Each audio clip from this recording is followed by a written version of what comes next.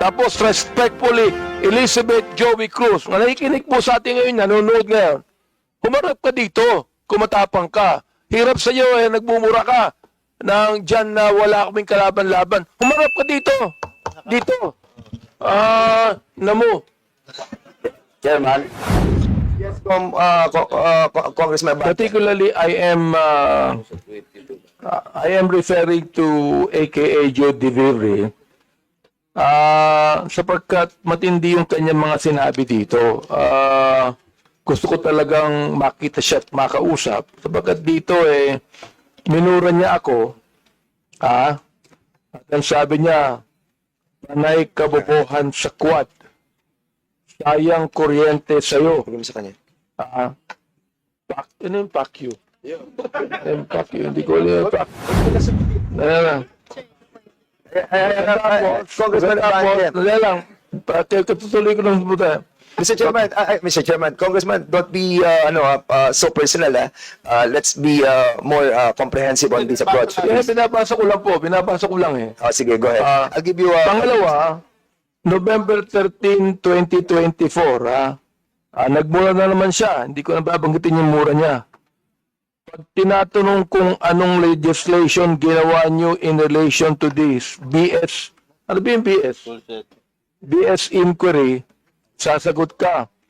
Swelduhan ka ng taxpayers, gago. November 3, 2024, si Benny Abante at si Romel Marbil ay mga protektor ng illegal na droga dahil pilit nilang pinalalabas na hindi ito ganoon kasama.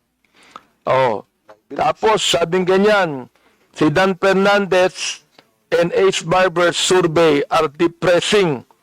Alam na nila na matatalo sila sa eleksyon. So what is the hearing for? Smoke screen for the discount. Tinabi ko ito sapagkat matindi po itong mga akusasyon na ibinigay nitong gusto ko nilang magmura eh. Hindi na ako magbumura muna. Oo. Kaya kailangan po, itong mga to, ang tatapang nila eh. Ang tatapang sa pagmumura, nang wala tayong kalaban-laban. Ngayon, pag kaharap dito, hindi makaharap dito. Oo. Mga takot din pala yung mga yan eh. Please hold your fire, please. Hindi. I'm holding my fire. On the process of administrative, ano pa lang muna tayo, Congressman Abante. We can tackle that on the interpellation. Mr. Chair, gusto ko lang pong bagitin tong kanya excuse letter. Nakalagay dito, after meaningful consultation with my lawyers, gumayad pa ng abogado. I have decided to respectfully decline. Respectfully? Minumura tayo, respectfully? To share my knowledge on matters. Hindi knowledge ang kailangan natin. The lawyer, if this is like... Oo. Ask the lawyers kung libelous yung ginawa niyo o slander. No, nakalagay, I would like to categorically state that I am neither paid by POGO operators. Hindi na pinag-uusapan. Pinag-uusapan natin yung mga sinabi niya. Tapos respectfully, Elizabeth Joey Cruz, na nakikinig po sa atin ngayon, nanonood ngayon, humarap ka dito, kumatapang ka. Hirap sa iyo, nagmumura ka nang dyan na wala kaming kalaban-laban. Humarap ka dito. Dito. Namo.